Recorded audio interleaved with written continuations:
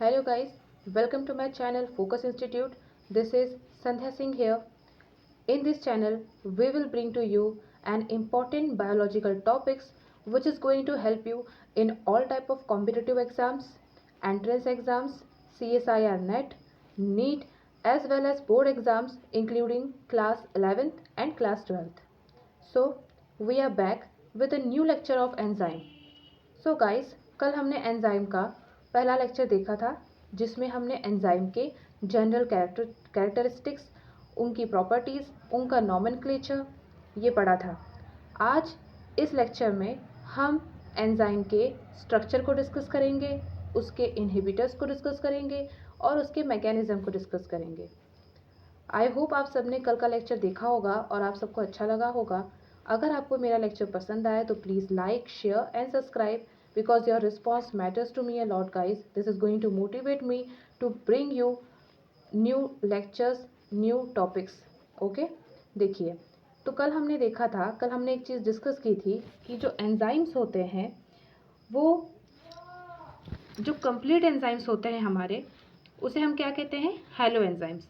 Complete enzyme in the sense कि जिसमें protein part और नॉन प्रोटीन पार्ट दोनों भी शामिल होते हैं। ओके, उन्हें हम कॉन्जुगेटेड एंजाइम्स भी कह सकते हैं।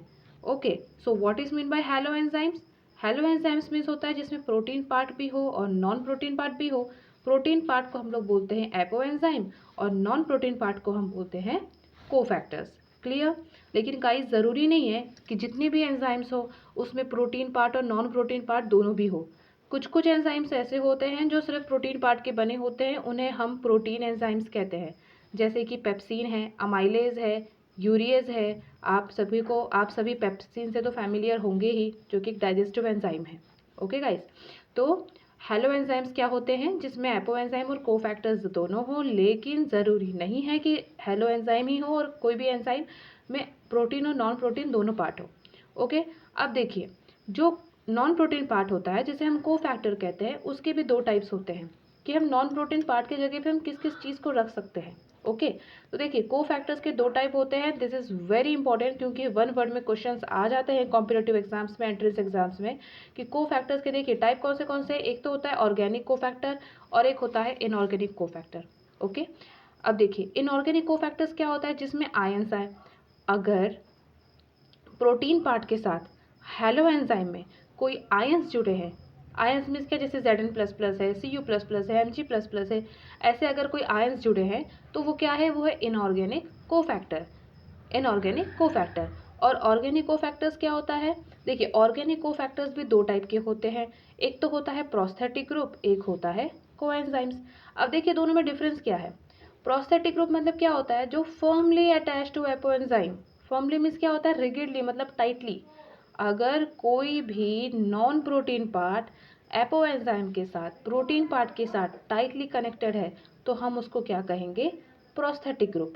और कोएंजाइम्स क्या होते हैं? कोएंजाइम्स बहुत इंपॉर्टेंट है, लूजली और ट्रांजिएंटली बॉन्ड टू एपोएंजाइम। अगर कोई नॉन प्रोटीन पार्ट एपोएंजाइम के साथ लूजली, ठीक है, और ट्रांजिएंटली का मतलब होता है टेम्पररीली, जो परमानेंट ना हो, ट्रांजिएंटली बाउंड रहे, जुड़ा रहे एपोएंजाइम के साथ, तो हम उसे क्या कहेंगे? कोएंजाइम्स। क्लियर है? तो आपको याद रखना है कि कोफैक्टर्स दो टाइप के होते हैं, ऑर्गेनिक और इनऑर्गेनिक। इनऑर्गेनिक में आते हैं आयंस। अगर नॉन प्रोटीन पार्ट के जगह पर आयंस जुड़े हैं तो वो इनऑर्गेनिक कोफैक्टर्स है, और अगर नॉन प्रोटीन पार्ट के जगह पर ऑर्गेनिक जुड़े हैं तो वो ऑर्गेनिक कोफैक्टर्स है। और ऑर्गेनिक कोफैक्टर्स भी दो टाइप के हो सकते हैं, या तो प्रोस्थेटिक ग्रुप हो सकता है या तो कोएंजाइम हो सकता है। प्रोस्थेटिक ग्रुप का मतलब है कि या तो कोफैक्टर्स एपोएंजाइम के साथ टाइटली अटैच हो सकता है तो वो प्रोस्थेटिक ग्रुप है, या तो कोफैक्टर्स एपोएंजाइम के साथ लूजली और टेम्पररीली बाउंड हो सकता है तो वो क्या है? कोएंजाइम्स है। कोएंजाइम्स के आपको एग्जाम्पल याद रखने हैं, पूछे जाते हैं, जैसे कि NADP होता है, निकोटिनामाइड डाइफॉस्फेट। ओके, NADB होता है। ठीक, अब देखिए, now let's discuss enzyme inhibitors. Enzyme inhibitors क्या होता है? There are certain substances which can inhibit enzyme actions. Okay, इसका मतलब क्या है? इनहिबिटर्स मीन्स क्या होता है? To stop something. Okay, enzymes को स्टॉप करने के लिए ऐसे कुछ सब्सटेंसेस होते हैं जो एंजाइम के एक्शन को स्टॉप कर सकते हैं, उसे हम कहते हैं एंजाइम इनहिबिटर्स। जैसे कोई ड्रग्स होते हैं, साइनाइड याद रखना है आपको, और इंसेक्टिसाइड्स आपको याद रखना है, कीटाणुनाशक, ठीक है। ये क्या होते हैं, एंजाइम इनहिबिटर्स होते हैं कि अगर हमने इसको यूज़ कर लिया या अगर ये एंजाइम के साथ एक्ट कर गए तो ये एंजाइम के एक्शन को क्या कर देंगे, स्टॉप कर देंगे। ओके, अब mechanism of enzyme actions, enzyme action के मैकेनिज्म क्या होते हैं।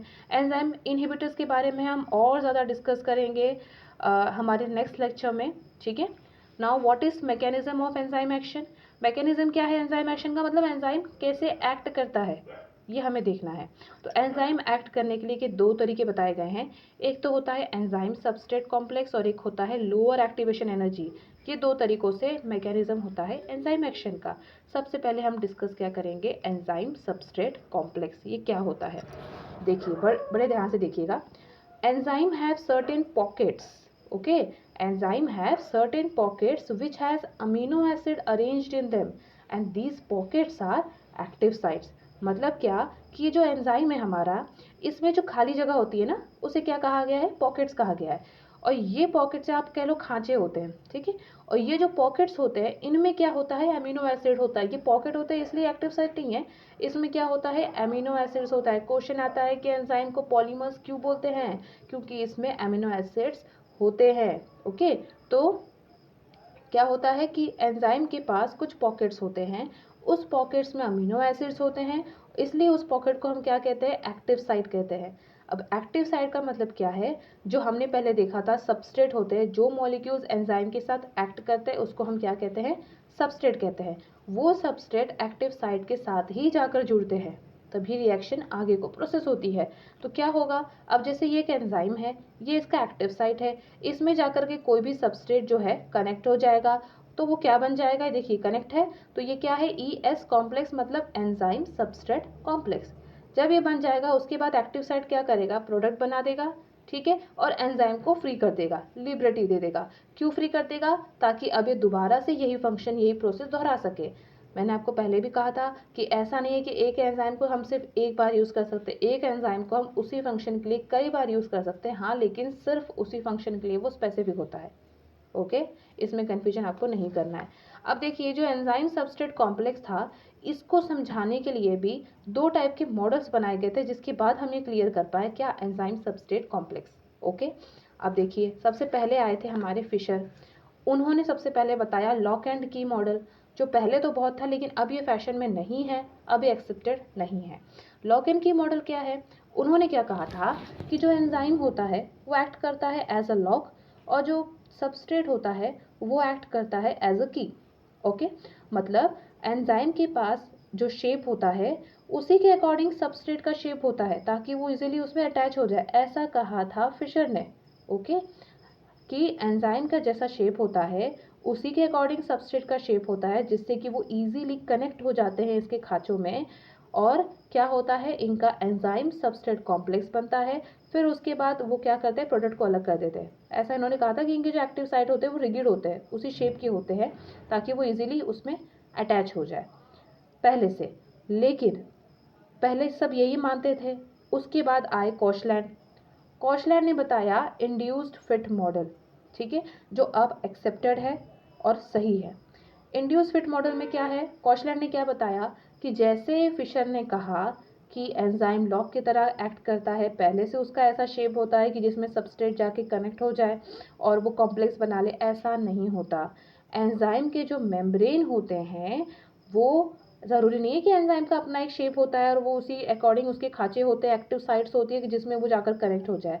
एंजाइम क्या करता है, जब सबस्ट्रेट उसके पास आता है तो एंजाइम का जो आउटर मेम्ब्रेन होता है वो अपने अंदर सबस्ट्रेट के शेप के अकॉर्डिंग कन्फॉर्मेशनल चेंजेस लाएगा, या आप कह दो अडेप्ट हो जाएगा, या आप कह दो उसी के अकॉर्डिंग वो अपना शेप बना लेगा, जिससे कि सबस्ट्रेट इजीली उसमें एडजस्ट हो जाए, अटैच हो जाए और वो कॉम्प्लेक्स बना ले।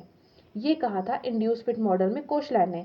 कोशलैंड ने कहा कि ऐसा नहीं है कि एंजाइम का अपना एक रिगिड शेप होगा और सबस्ट्रेट का अपना एक रिगिड शेप होगा जिससे कि वो इजीली कनेक्ट हो जाए लॉक एंड की तरह, ऐसा नहीं होता।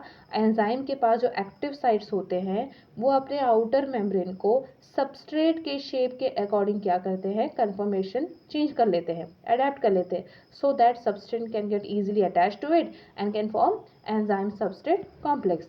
उसके बाद प्रोडक्ट अलग हो जाएगा और एंजाइम अलग हो जाएगा। जैसे कि यहाँ लिखा है, membrane of enzyme undergo certain conformational changes and become similar to substrate. Okay, so ये था गाइस हमारा आज का वीडियो। नेक्स्ट वीडियो में हम पढ़ेंगे लोअर एक्टिवेशन एनर्जी। ये एक वास्ट लेक्चर जाएगा इसका, और कोशिश ये होगी कि नेक्स्ट वीडियो में हम पूरा अपना एंजाइम चैप्टर कंप्लीट कर लें। आई होप आपको एंजाइम समझ में आया होगा। जैसे कि हमने कल डिस्कस किया था, आप मुझे आज कमेंट बॉक्स में लिखकर बताएंगे कि एंजाइम वर्ड किसने दिया था और एंजाइम वर्ड का मीनिंग क्या होता है। एंड मैंने जैसे कहा था कि almost all enzymes are protein but all proteins are not enzyme. कुछ ऐसे एंजाइम एक्सेप्शन में हैं जो प्रोटीन के बने हुए नहीं हैं।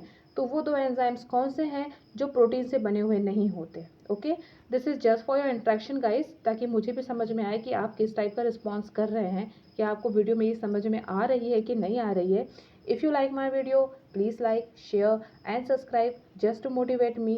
Thank you for watching my video.